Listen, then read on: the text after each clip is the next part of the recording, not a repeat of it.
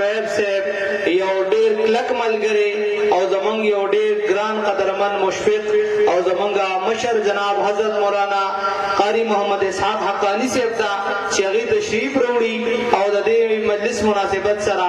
موږ او تاسو ته قال الله قال رسول بیان کی نه هغې ته به شعر ډالۍ کی جناب اعظم جان صاحب. عالمان دی روخنائے دی دنیا، عالمان دی تمام جہان پیشوا په مجلس د عالمانو بسر زرشی کسوک کاڑی ویا لوٹا د صحرا. ډیر محترم جناب حضرت مولانا محمد اسحاق حقانی صاحب. الحمدللہ نحمده ونستعینه ونستغفره ونؤمن به ونتوكل عليه ونعوذ بالله من شرور أنفسنا ومن سيئات أعمالنا. من يهده الله فلا مضل له ومن يضلله فلا هادي له. ونشهد أن لا إله إلا الله وحده لا شريك له ونشهد أن محمدا عبده ورسوله. أما بعد فأعوذ بالله من الشيطان الرجيم. بسم الله الرحمن الرحيم. هل يستوي الذين يعلمون والذين لا يعلمون؟ وقال رسول الله صلى الله عليه وسلم خيركم من تعلم القرآن وعلمه. صدق الله مولانا العظيم. سبحانك لا علم لنا إلا ما علمتنا إنك أنت العليم الحكيم. مولاي صل وسلم دائما أبدا على حبيبك خير الخلق كلهم. هو الحبيب الذي ترجى شفاعته لكل هول من الأهوال مقتحم. إن الله وملائكته يصلون على النبي يا أيها الذين آمنوا صلوا عليه وسلموا تسليما. درود شريف. اللهم صل على سيدنا محمد عدد صلواتك بعدد معلوماتك وبارك وسلم. زما ډیرو قدرمندو په دین باندې یقینا چې نن حضرت قاری محمد شعیب صاحب دا کم منور او روخانه جلسه عام منعقد کړی دا چې د سلور جوبلی په نوم باندې یادېږي. نو دا ډیره یو تاریخي دستربندي د زمون د دې رجل یونین کونسل په سطح باندې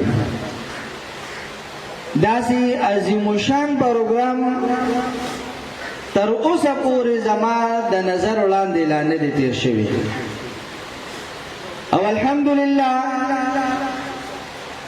قاری محمد شعیب صاحب چې د خپلو کشرانو شاګردانو کم تربیت کړی دی هغه هم د سرو زرو لیکلو قابل دی.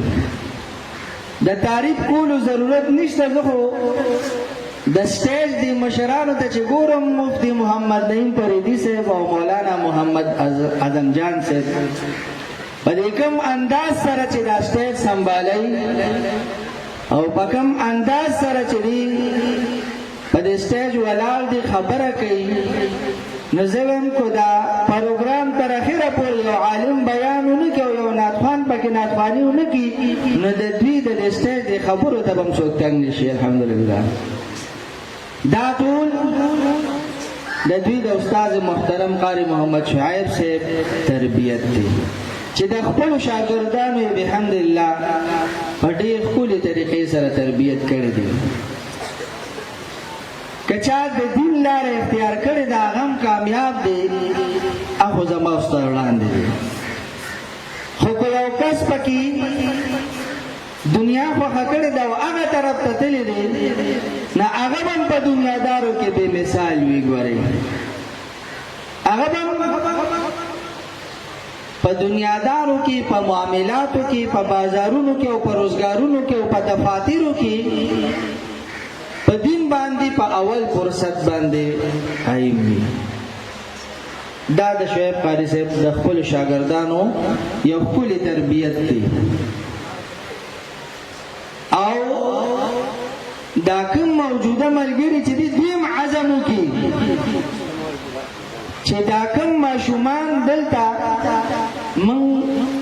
قاری محمد شعیب صاحب ته حواله کړي دي دا به انشاءالله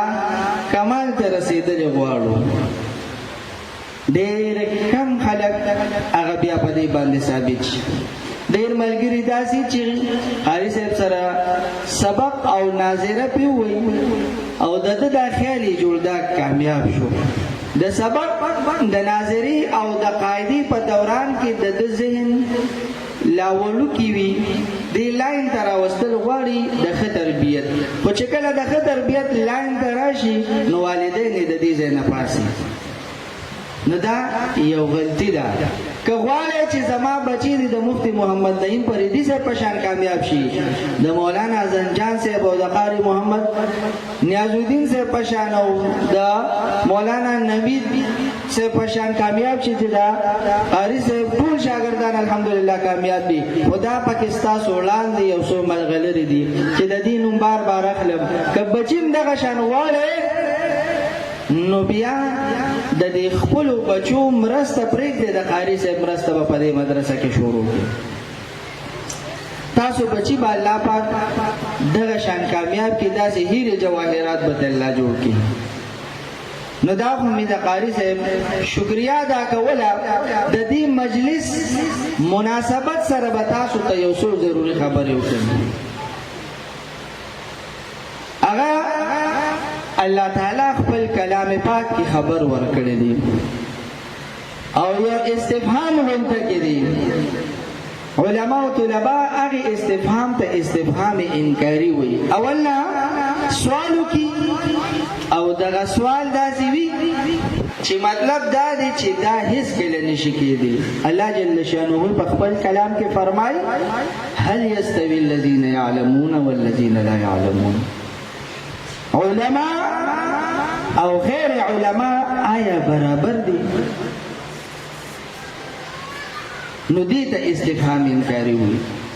نه هیڅ کله نه دي برابر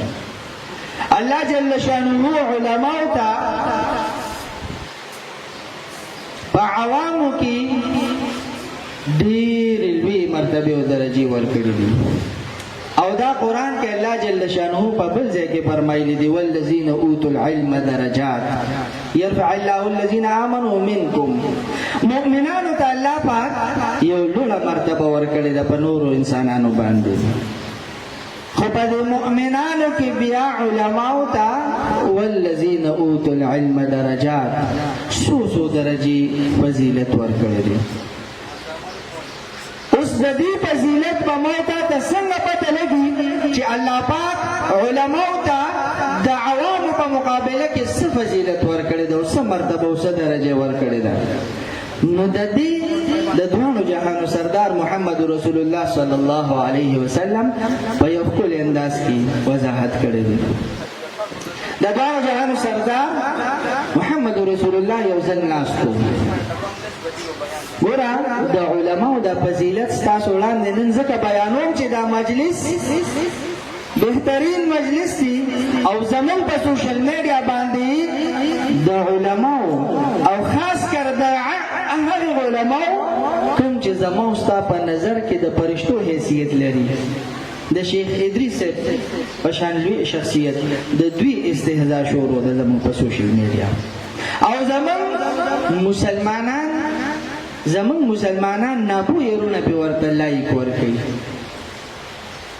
نو د دې علماو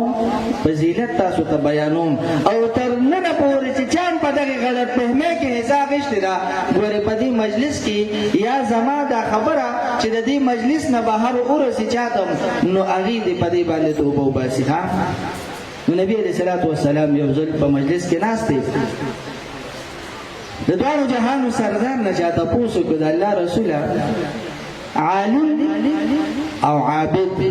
په دې دوه کې څه فرق دی په دې دوه کې کوم یو افضل دی عالم خو موت پیژنو هو عابد چاته وایي عابد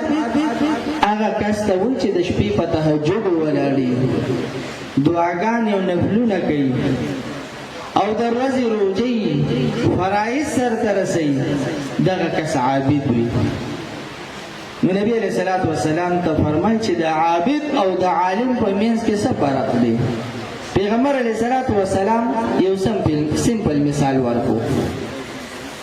د دوه جهانو سردار ورته فرمایي ته د عالم او د عابد په منځ کې فرق معلومول غواړي نو وره د عالم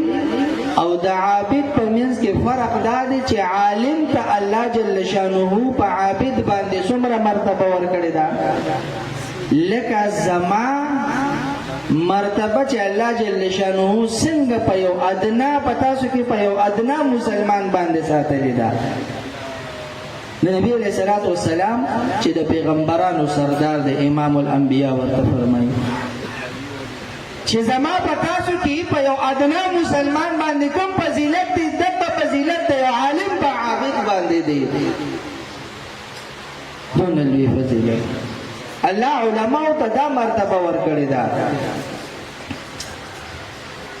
حضرت ابو بکر صدیق رضی الله تعالی عنہ فرمای صحابه ته چې ما بیګا یو خوب ولیدو دا خبره ګور ډېر په غور سره وره ډېر د یاري خبره ده د هغه چا د پاره بلکې د هغه ګستاخ د پاره کوم چې د دوه جهانو سردار په ورساو پس ټوکی کوي هغه ګستاخ د علماء دي او په واسطه ګستاخ رسول ګرځيږي ګوري ها دا هم درته نن په دې مجلس کې ثابتو ان شاء الله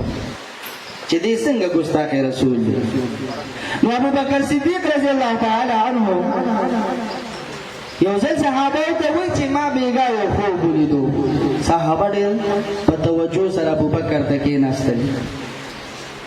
ابو بکر صدیق وایي ما خوب لیدو د دوه جهانو سردار راغی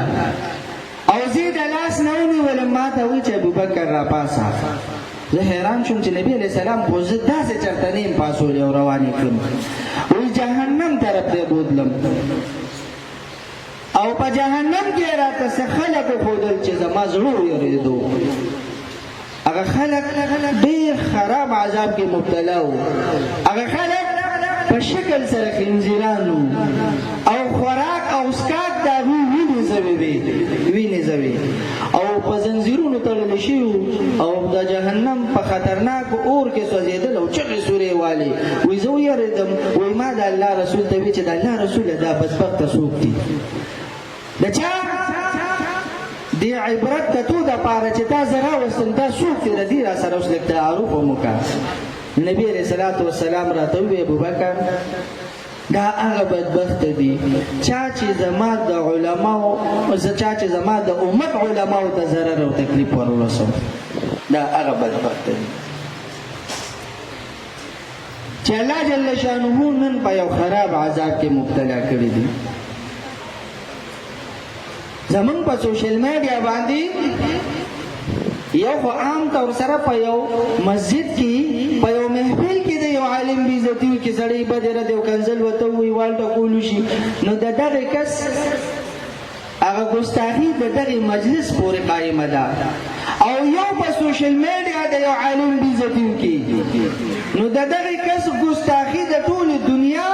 ښکاره ده دوی که بیا د دې خپلې ګستاخۍ معافي غواړي نو ګوره د ټولې دنیا وړاندې به یې معافي غواړي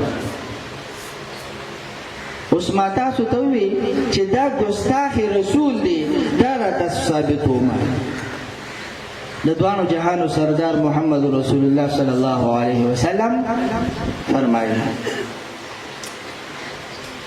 النظر الى وجه الوالد عبادة پلار ته دې په شفقت سره او مینه سره وکتل ګوره دا خپل خبره ما تاسو ته بل ورځ ویلو دا تاسو په دې دینی مجالسو کې په دې محافلو کې زده کوئ دا خپل بچی لازمان داسې مجلسونو ته بوځئ چې دغه بچی ستاسو د پاره خیر خوا وګرځېږي دا بچی د دې خپلو والدینو خپې او لاس بیا ښکلوي په دغه کې ورته هم د دې فضایل بیانېږي نو د دواړو جهانو سردار فرمایي النظر الى وجه الوالد عبادة د پلار مخ ته په مینه سره کتل دا عبادت دی بیا د دوانو جهانو سردار مخکې فرمایي والنظر الى الكعبة عبادة بیت الله ته که یو سړی وګوري نو دا هم عبادت شو والنظر في المصحف عبادة یو کس قرآن راواغشت او کلوي کو تلاوت یې مونه کو اسې ورته وکتل دا هم عبادت دی والنظر الى وجه العالم عبادة او د عالم چهره ته کتل د عالم مخ ته کتل دا هم عبادت دی ګوره د دوانو جهانو سردار د دې نه بعد د دې عالم لږ نورم فضیلت بیان کو د پلار په حق کې صرف وي چې پلار ته کتل عبادت دی نورې څه نه وي بیت الله ته کتلو ته کتو کې عبادت دی بیا نبي علیه السلام نور څه نه وي قرآن ته کتو کې عبادت دی دې نه بعد د دوانو جهانو سردار نور څه نه فرمایل خو کله چې د عالم فضیلت رو رسیدو او د عالم په فضیلت کې ویلي چې والنظر الى وجه العالم عبادة عالم مستفقتو کې عبادت دی نو په دې ډول صبر وکړو د عالم نور فضیلت مر سره بیان کو دا ځکه چې نبی علیه الصلاۃ والسلام ته الله پاک د امت را روان حال ښودلی دی چې ګورستا په دې امت کې همداسې خلک را روان دي چې د دې علماو د دې بزرګانو د دې فرشتو به هم چې دی بیا ګستاخي کوي نو څه فرمایي النظر الى وجه العالم عبادة من زار عالما فكأنما زارني چا چې د یو عالم زیارت وکړو گویا داسې شو چې ته زما زیارت وکړو چا د یو عالم زیارت وکړو رسول الله مبارک فرمایي داسې شو چې ته زما زیارت وکړو او بیا د دوانو جهانو سردار نورم په دې فضیلت کې وړاندې ځوان